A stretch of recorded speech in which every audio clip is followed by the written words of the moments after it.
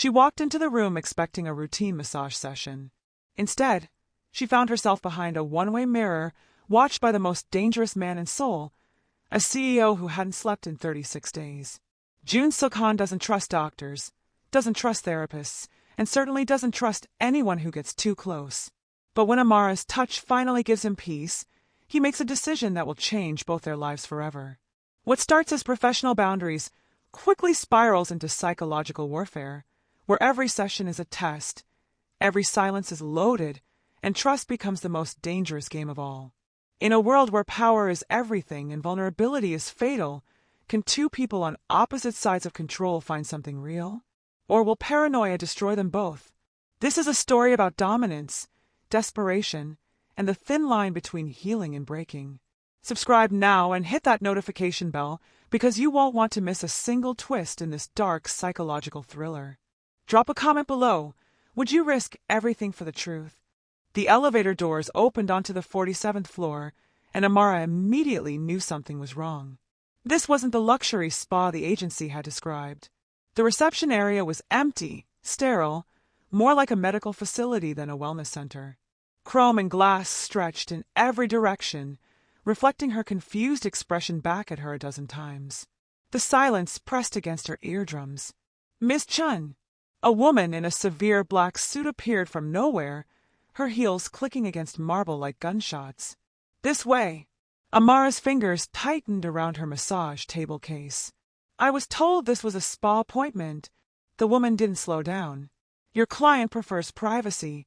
They walked through corridors that grew progressively darker, the windows tinted almost to opacity.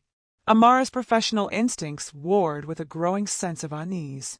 She'd worked with high-profile clients before, actors, politicians, even a few minor royals. But none of them had required this level of security theater. The woman stopped at a door that looked like it belonged in a bank vault. She produced a tablet from her jacket. Before we proceed, you need to sign this. Amara scanned the document. Her stomach dropped with each paragraph. Non-disclosure agreement. Confidentiality clause. A list of prohibitions so extreme she had to read them twice. No photos. No recordings. No discussion of anything seen or heard with anyone ever. Violation would result in legal action severe enough to bankrupt her 3 times over. This is insane, Amara said. I'm a massage therapist, not a spy. Those are the terms. The woman's expression didn't flicker. You can leave now, or you can sign and enter. But decide quickly. Mr. Han doesn't like to be kept waiting. Han. The name registered like an electric shock. There were maybe 3 people in Seoul with enough power to warrant this level of paranoia, and only one named Han. Jun Suk-han, the youngest CEO in Hansung Group's history. The man who'd taken over his father's empire at 28 and proceeded to double its value in 3 years through a combination of ruthless innovation and calculated brutality. Amara had seen his face in magazines, always photographed at a distance, always slightly out of focus, as if he deliberately avoided clarity. The articles called him brilliant. The rumors called him dangerous. She should walk away. Every instinct screamed at her to turn around, get back in that elevator, and forget this entire situation. But her bank account whispered different advice. The agency had offered triple her usual rate for the session. That kind of money could cover her mother's medical bills for 6 months. She signed. The vault door opened with a pneumatic hiss. Inside, the space transformed. Where the corridors had been sterile and corporate, this room was almost intimate, though no less unsettling. Soft lighting created pools of shadow. A massage table waited in the center, professional grade, better than the one she brought. One wall was entirely mirrored, reflecting the table, the dim lights, her own uncertain face. Set up, the woman instructed. You have 10 minutes. When Mr. Han arrives, you will not speak unless he addresses you directly. You will not ask questions. You will not make eye contact unless instructed. You will perform your service and leave. Is this understood? Amara nodded, not trusting her voice. The woman left, and the vault door sealed behind her with a sound like a coffin closing. Amara's hands moved on autopilot, laying out her oils and tools, adjusting the table height, trying to settle her racing pulse. She'd done this 1,000 times. This was just another client. Weird circumstances, sure, but just another body that needed her professional expertise. The mirror bothered her. She couldn't shake the feeling that it wasn't really a mirror at all. Exactly 10 minutes later, the door opened again. Jun Suk-han entered like a predator, all-controlled economy of movement. He was taller than she'd expected, broader in the shoulders, his suit probably worth more than her annual salary. But it was his face that arrested her, not because he was handsome, though he was, in a way that seemed almost weaponized. It was his eyes. Dark, sharp, and exhausted in a way that went beyond mere sleeplessness. These were the eyes of someone who'd been awake so long that reality had started to warp at the edges. He stopped 3 feet from the table and studied her with the clinical attention of a scientist examining a specimen. Amara remembered the instructions. Don't speak. Don't make eye contact. She looked at the floor, at her hands, anywhere but directly at him. How long have you been practicing? His voice was rougher than she'd expected, abraded by exhaustion. She hesitated. Was that a question she was allowed to answer? 8 years. Credentials. Licensed in therapeutic massage, sports therapy, and neuromuscular technique. Certified in Swedish, deep tissue, and trigger point therapy. Languages. The question threw her. English and Mandarin. Some Korean. He circled the table slowly, staying just outside her peripheral vision. Where did you train? Singapore. Then additional certifications in Los Angeles. Why Seoul? This conversation felt less like an interview and more like an interrogation. Family reasons. Be specific. Amara's jaw tightened. My mother needed specialized care. Seoul has better medical facilities. What kind of care? With respect, that's personal. The silence that followed her refusal stretched like pulled wire. She just violated the instructions. Don't question. Don't refuse. She braced for dismissal, or worse. Instead, something that might have been approval flickered in his expression. The agency sent 12 therapists before you, he said. All of them were dismissed within the first session. Do you know why? No. They were afraid of me.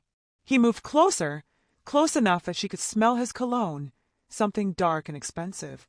They smiled too much, agreed too quickly, tried to anticipate what I wanted before I wanted it. It was exhausting. Amara risked a glance up. His face was unreadable, but those exhausted eyes were fixed on her with absolute focus. I don't need you to be afraid, he continued. I need you to be competent. Can you do that? Yes. Then begin. He moved to the table and began unbuttoning his shirt with methodical precision. Amara turned away, giving him privacy to undress, her mind racing. This whole situation felt wrong, but she couldn't identify why.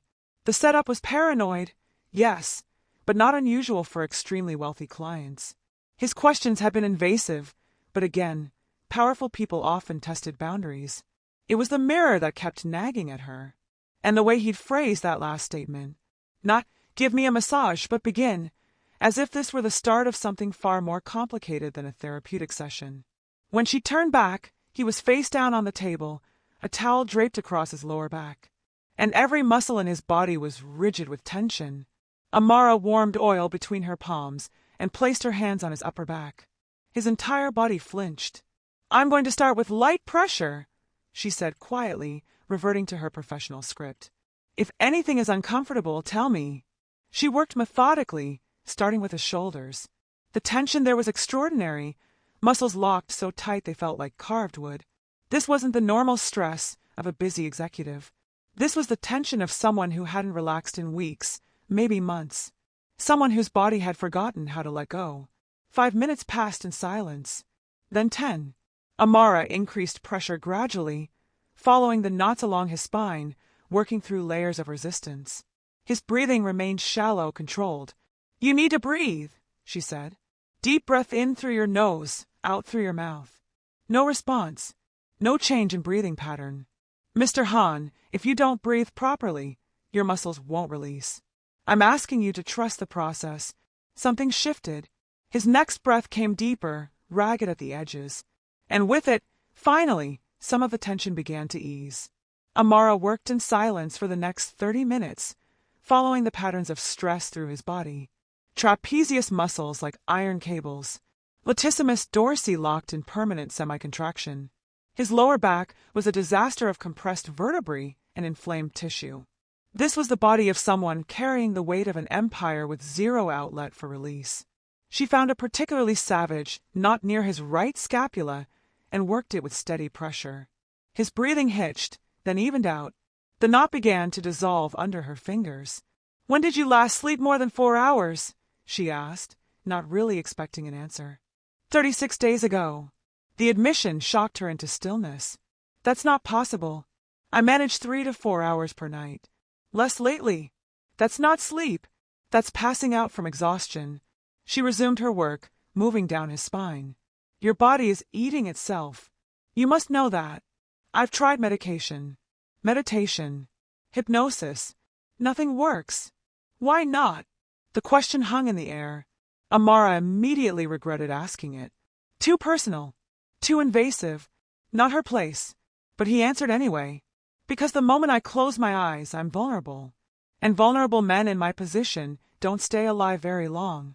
The honesty in that statement was more unsettling than the paranoia. Because it probably wasn't paranoia at all. Men like Jun Suk-han had real enemies, real threats, the kind that wouldn't hesitate to exploit any weakness. Amara worked in silence for another 20 minutes, and something extraordinary happened. His breathing deepened. The tension that had been constant since he lay down began to truly release. His body, finally, began to trust her hands. By the time she finished, his breathing had the slow, regular rhythm of actual sleep. She cleaned her hands quietly, packed her supplies. She should wake him. Professional protocol dictated that sessions ended when the client woke naturally or when time was up.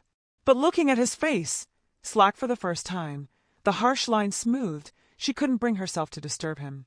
She was reaching for the door when his voice stopped her. "Miss Chun." She turned.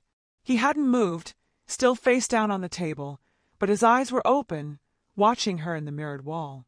"You're not here to relax me," he said, each word precise and weighted. "You're here to see if I break." Then he closed his eyes again, dismissing her without another word. Amara left in a daze, her mind churning through the implications of that statement.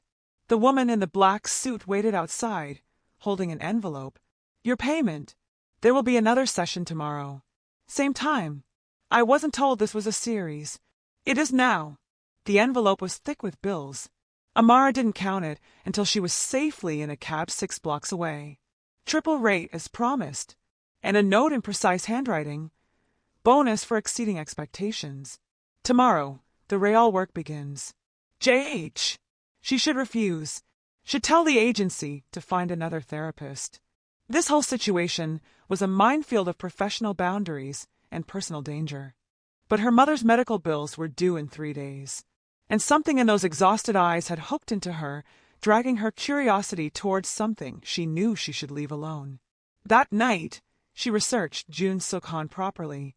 Not the puff pieces in business magazines, but the darker stories buried in financial news and industry gossip. The hostile takeover of his father's company. The sudden resignation of 3 board members under mysterious circumstances. The competitors who tried to challenge him and ended up dismantled, their companies absorbed or destroyed. And the recent rumors, internal instability, whispers of a coup forming within Hansung Group's board. Chairwoman Kong, his father's old ally, positioning herself to take control. If those rumors were true, Jun Suk-han wasn't paranoid. He was under siege. And somehow, inexplicably, she'd just been drafted as his test subject in whatever psychological warfare he was waging with his own demons. The next day, Amara arrived at the building prepared for anything. Or so she thought. The woman in black led her to the same room, but this time the setup was different. The massage table remained, but now there was also a chair positioned near the mirrored wall. Watching position. "Prepare as before," the woman instructed. "But this time, Mr. Han will observe first." "Observe what?" The woman smiled thinly. "You." 20 minutes later, Jun Suk entered. He looked marginally better, still exhausted, but with an edge of alertness that suggested actual rest. He moved to the chair and sat, crossing one leg over the other, studying her with that same clinical attention. "Tell me about your worst client," he said. Amara blinked at the non sequitur. "I don't discuss other clients. Confidentiality is admirable. I'm not asking for names. I'm asking about the situation that tested you most. She considered refusing, but something in his posture told her this was another test. And unlike yesterday, he wanted conversation. A tech CEO in Los Angeles, she said finally. He had severe PTSD from a car accident. Wouldn't let anyone touch his left side without panicking. Took 6 months to build enough trust to work through it. How did you manage it? Consistency. Same routine every session. Gradual desensitization. And I never pushed when he wasn't ready. Did you succeed? Eventually. But only because he was willing to do the work. I can't fix someone who doesn't want to heal. Jun-suk's expression shifted slightly. What if someone wants to heal but can't afford to show weakness? Then they need to decide what they're more afraid of, the vulnerability of healing or the certainty of breaking. The silence that followed felt charged. He stood abruptly. Begin. This session was different. Where yesterday he'd been rigid with tension, today he was testing her. Asking questions mid-pressure. Changing position suddenly. Requesting specific techniques she hadn't planned to use. Each request was delivered in that same flat, commanding tone, and each one felt like a probe, testing her competence, her patience, her boundaries. Deeper pressure on the left trapezius. That will bruise if I go harder. I didn't ask for your medical opinion. I asked for deeper pressure. Amara increased pressure to just below the bruising threshold. This is as deep as professional standards allow. And if I demand you exceed professional standards, then I explain why that's harmful and I don't do it. Even if I threaten to fire you, even then. He went silent. She continued working, refusing to let his psychological games disrupt her rhythm. Minutes passed. The tension in his shoulders remained unchanged. He was holding it deliberately now, maintaining control. You're not letting go, she observed.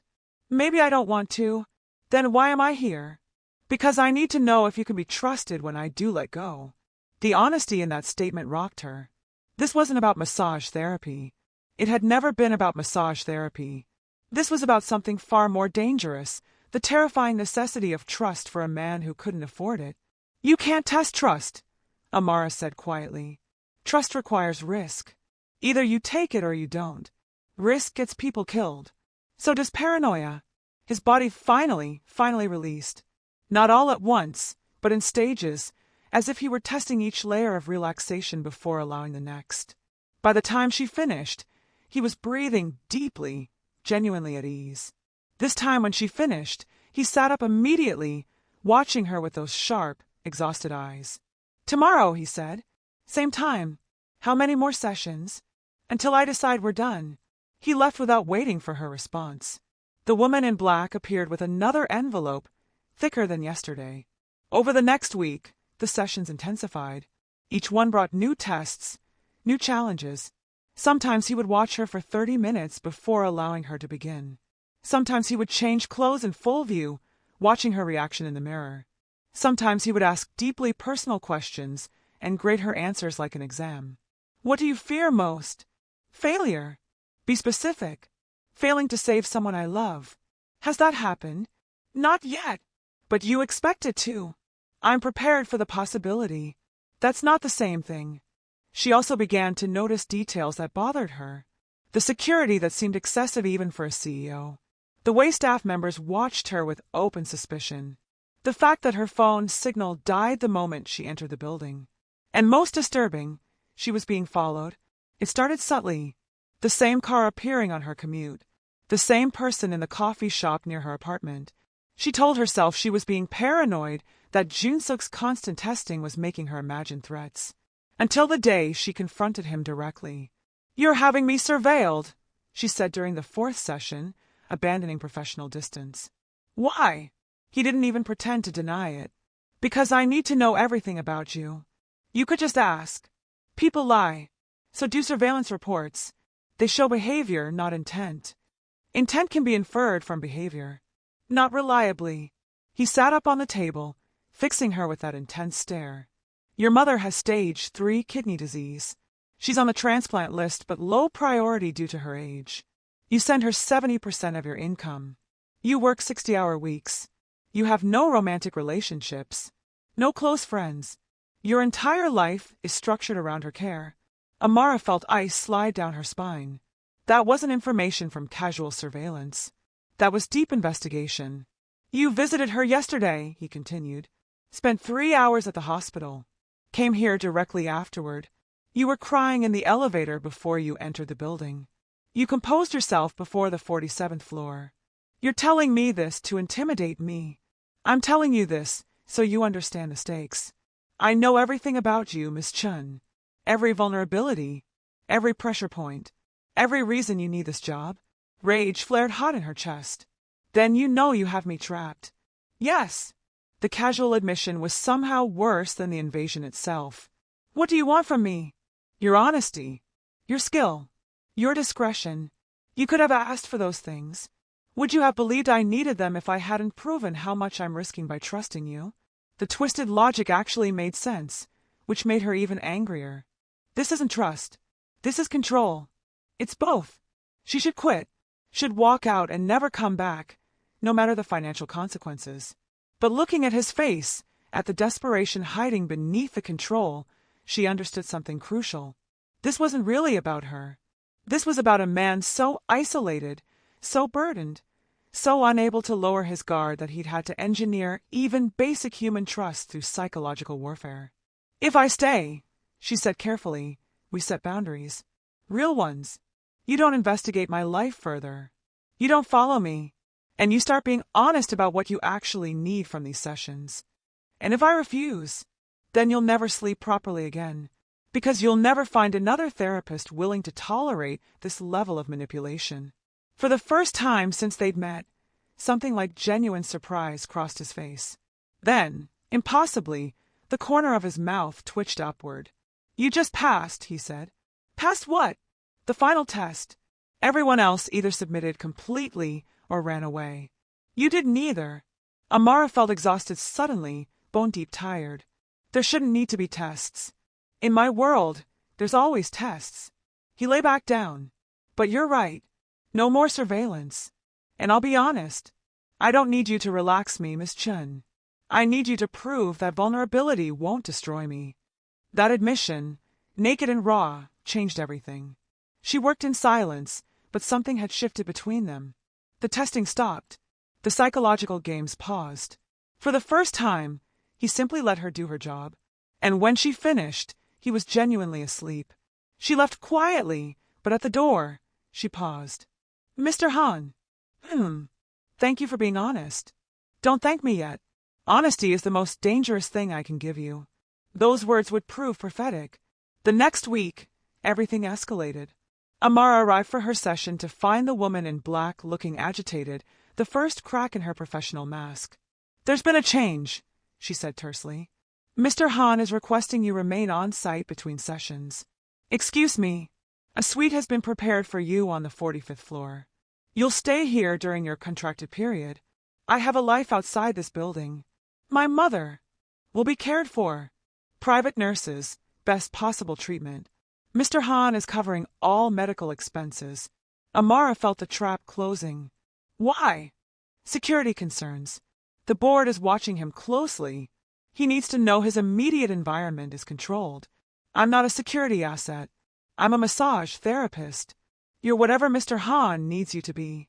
The suite was beautiful, luxury hotel quality, full amenities, a view of Seoul that would have been breathtaking if it didn't feel like a gilded cage. But it was the tablet on the bedside table that made her blood run cold. A message from Jun Suk. I'm sorry for this, but I'm being moved against. I need you close. Please forgive the necessity. JH. She could leave, should leave, but then her phone rang. Her mother's hospital, calling with an update. The transplant list status had changed. Critical priority. Best possible care being provided, all expenses covered.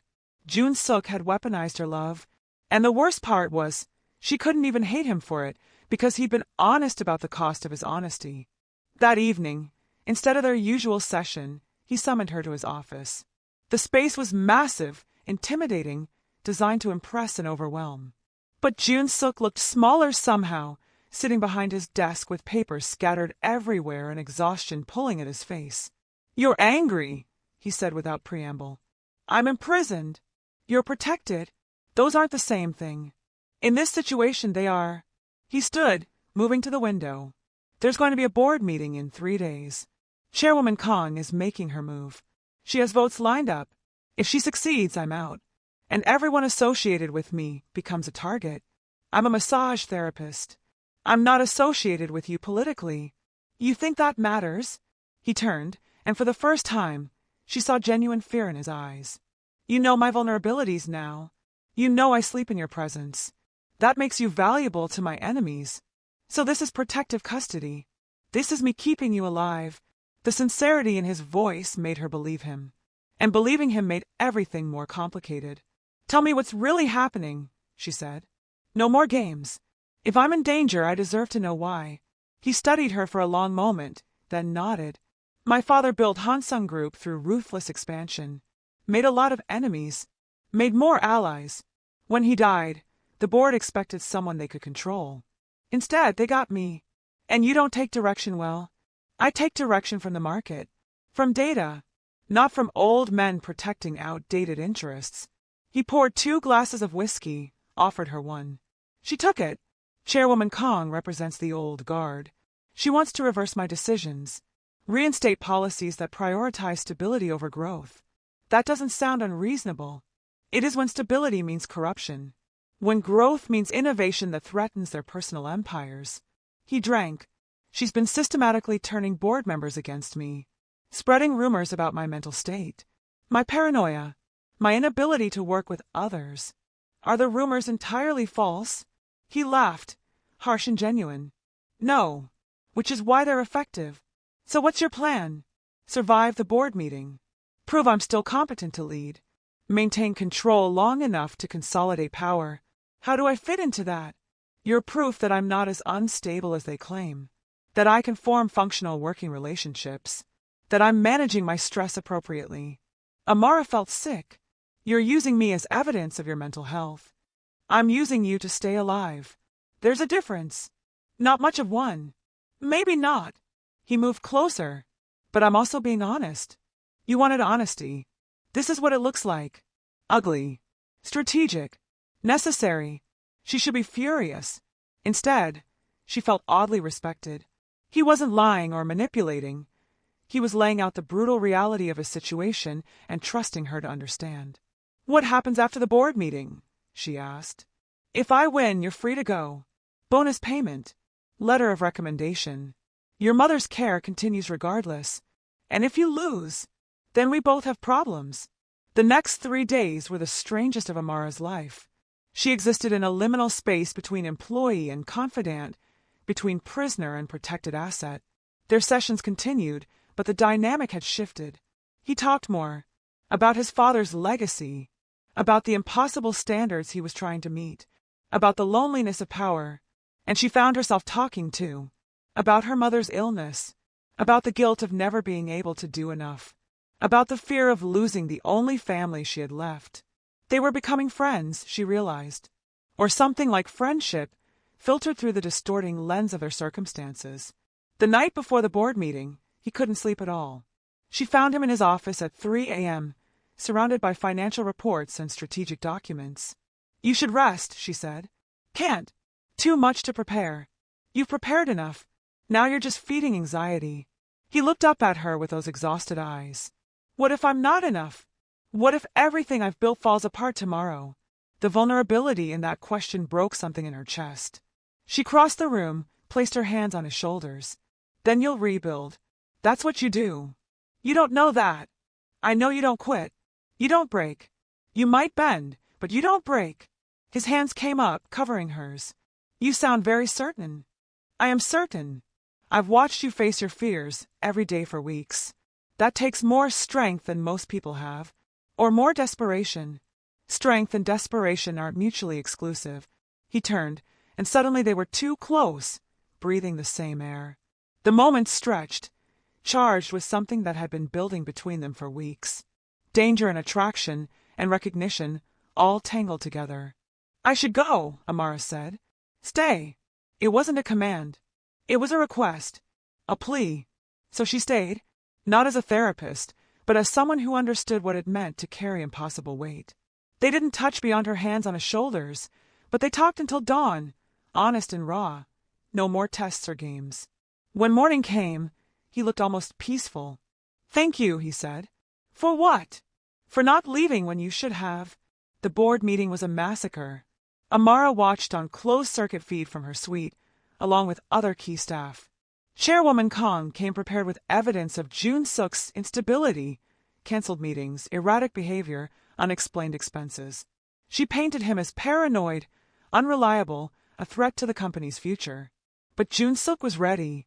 He presented data showing record growth under his leadership, strategic initiatives that had paid off spectacularly, letters of support from major shareholders, and most damaging to Kong, evidence of her own corruption, kickbacks, insider trading, systematic theft of company resources. The vote, when it came, was decisive. Not only did Jun Suk retain his position, but Chairwoman Kong was removed from the board entirely, pending criminal investigation. Amara felt relief flood through her. It was over. He'd won. They were safe. She should have known better. That evening, security came for her. Not the woman in black, but actual security guards, serious men with earpieces and weapons. "Miss Chun, you need to come with us." "What's happening?" "Questions have been raised. About your relationship with Mr. Han. About information security. I signed an NDA. I haven't told anyone anything. That's what we need to verify." They took her to a conference room she'd never seen before. Stark. Cold. Equipped with recording equipment. And there, waiting with legal files and hostile expressions, were 3 board members she didn't recognize. The interrogation lasted 4 hours. They asked about every conversation she'd had with Jun Suk, every detail she'd observed, every moment of potential vulnerability. They showed her evidence, photos of them together, conversations taken out of context, financial transfers that looked suspicious. They were building a case that she was a corporate spy, that she'd been planted to manipulate Jun Suk, that she'd been leaking information to his competitors.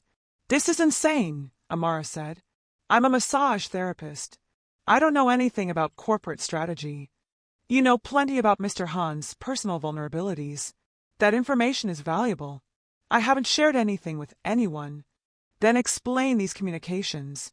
They showed her printouts of emails she'd never sent, messages she'd never written, all apparently from her accounts to various corporate addresses. Someone had framed her, systematically and professionally. And the worst part was realizing who had the access and motivation to do it. They kept her in that room overnight. No contact with the outside world. No phone. No lawyer. Just endless questions and mounting evidence that felt like a noose tightening. By morning, she was shattered, exhausted, terrified. Then Jun Suk walked in. He looked immaculate, composed, every inch the powerful CEO. And when he looked at her, his expression was perfectly neutral. "Leave us," he told the board members. "Mr. Han, we need to conclude. Now." They left. The door closed, and Amara felt her heart breaking because she understood. "You did this," she said flatly. "You set me up." He didn't deny it. "I needed to know." "Know what?" "Whether I'd break under pressure. Whether I'd betray you. Whether you were real." He moved closer. "Chairwoman Kang's faction tried to plant 3 different spies in my organization. People who seemed trustworthy, who built relationships, who waited for the perfect moment to turn. I needed to know you weren't one of them. So you tortured me to find out. I tested you. There's a difference." "No." Amara stood, shaking with rage and hurt. "There's no difference. You broke your promise. You said no more games. You lied. I couldn't take the risk. You couldn't take the risk." She laughed, bitter and broken. "Do you understand what you've done? I trusted you. Actually trusted you. And you weaponized that trust to see if I'd crack." For the first time, his composure fractured. "I had to know. Then here's what you know now. I passed your sick test. I didn't betray you, even when you gave me every reason to. Congratulations. You cured your paranoia by destroying the one person who actually cared about you." She moved toward the door. He blocked her path. "Don't leave. Get out of my way. Amara. You don't get to use my first name. You don't get to act like we're friends. We're nothing. We were never anything except a test subject and her torturer. That's not true. Then what am I to you? Really? Strip away all the strategy and manipulation and tell me what I actually am." The silence stretched, and in it, she saw something that might have been regret, or might have been just another manipulation. She no longer knew. "You're the only person who's seen me vulnerable and didn't use it against me," he said finally. "You're the only person I've been honest with in 5 years. You're the only person who's made me feel like maybe I don't have to carry everything alone.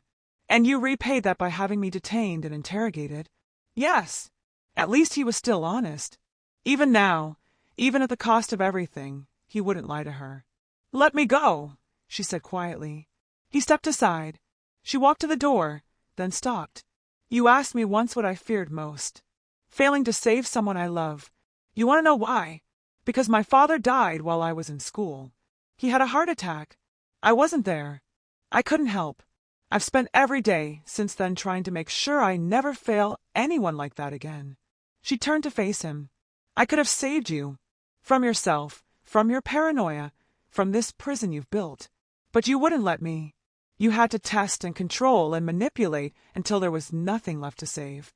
So congratulations. You've succeeded in proving that vulnerability, Destro. Continue. 3:01 p.m. If you're still watching this, drop a comment below. Would you forgive him? Would you stay?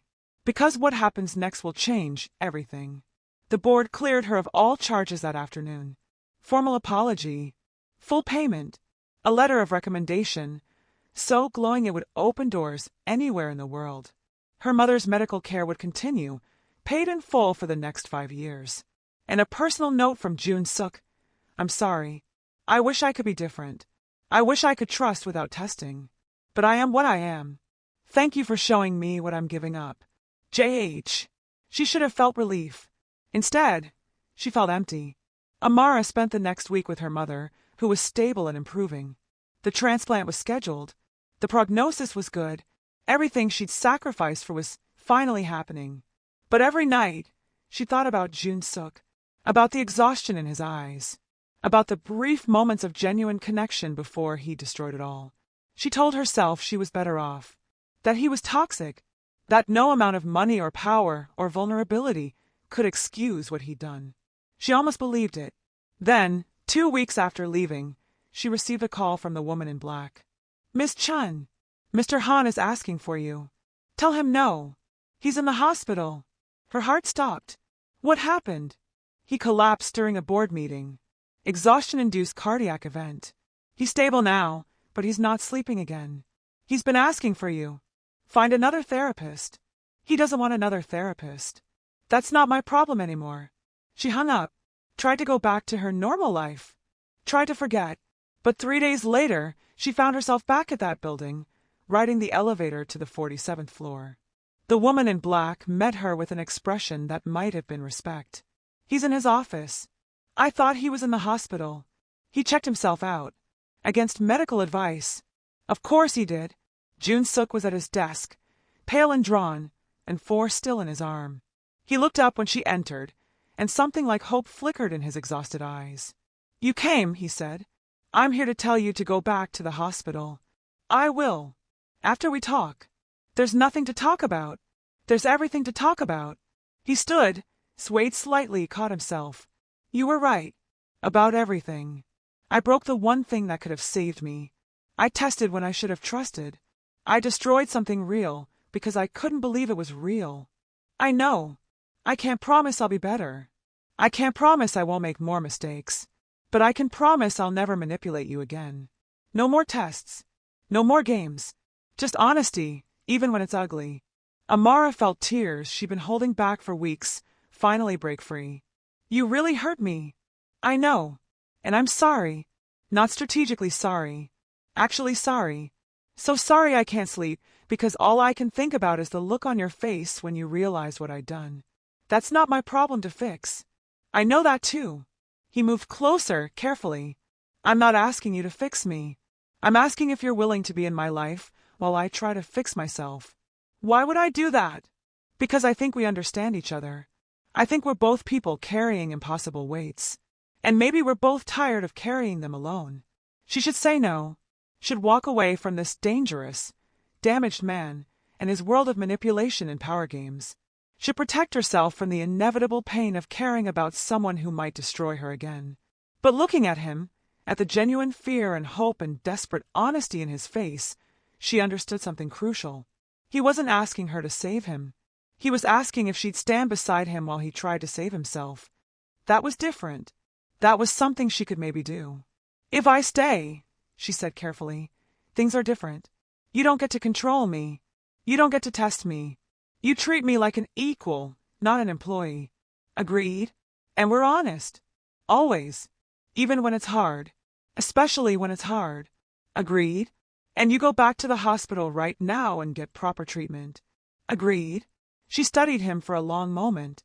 "I can't promise I'll trust you again easily. You broke something. It's going to take time to rebuild. I have time. If you're willing to give me the chance. One chance. That's all you get. You manipulate me again, I'm gone forever." "Understood. Understood." She moved closer, placed her hands on his shoulders like she had that first night. His body released immediately, muscle memory responding to her touch. "Then let's start over," she said. "Real this time." He covered her hands with his. "Real this time." They stood like that for a long moment, two damaged people choosing to try, despite everything, to trust the possibility of connection. It wouldn't be easy. He would struggle with control. She would struggle with fear. They would hurt each other again, probably many times. But they would do it honestly. And maybe, eventually, they would both learn that vulnerability wasn't the same thing as weakness. That night, after he finally checked back into the hospital, Amara sat by his bedside while he slept. Truly slept, deeply and peacefully. The monitors beeped steadily. His breathing was even. And for the first time in weeks, she felt something like hope. 3 months later, Jun-suk stood before the full board, presenting his vision for Hansung Group's future. Beside him, as his personal consultant on workplace wellness initiatives, was Amara. She negotiated her role carefully. Not an employee, but a partner. Not hidden, but visible. A statement that he was changing how he led, how he prioritized mental health and sustainable practices. The board was skeptical, but the data spoke for itself. Productivity up, sick days down, employee satisfaction improving. All because Jun-suk had started, finally, to let go of the need to control everything alone. After the meeting, he found her in the hallway. "They're still suspicious," he said. "Let them be. Your results speak louder than their doubts. I couldn't have done this without you." "Yes, you could have. You chose not to. There's a difference." He smiled, genuinely smiled, something he'd been doing more of lately. "You're right. I keep forgetting I can choose vulnerability. Keep practicing. You'll get there." They walked together toward the elevator, and she took his hand. Not as therapist and client, not as manipulator and victim, but as two people who'd chosen each other, despite all the reasons they shouldn't. He stilled her trembling hand, the tremor that appeared whenever he thought about the board, the pressure, the endless demands. And she stilled his, the shake that came from exhaustion and fear in carrying too much alone. They stilled each other. By choice. The elevator doors opened. They stepped inside together. And for the first time in his adult life, Jun-suk Han felt safe being vulnerable. Because he'd finally found someone who understood that real strength wasn't about never breaking. It was about choosing to heal. Together. If you made it to the end of this psychological thriller, you're part of an elite group who appreciates complex characters and real emotional stakes. Hit that like button to show your support for more dark, intricate stories like this one. Subscribe and turn on notifications because next week, we're diving into another twisted tale of power, control, and the dangerous spaces between obsession and love. And drop a comment. Would you have given Jun-suk a second chance? Or was Amara's forgiveness too risky?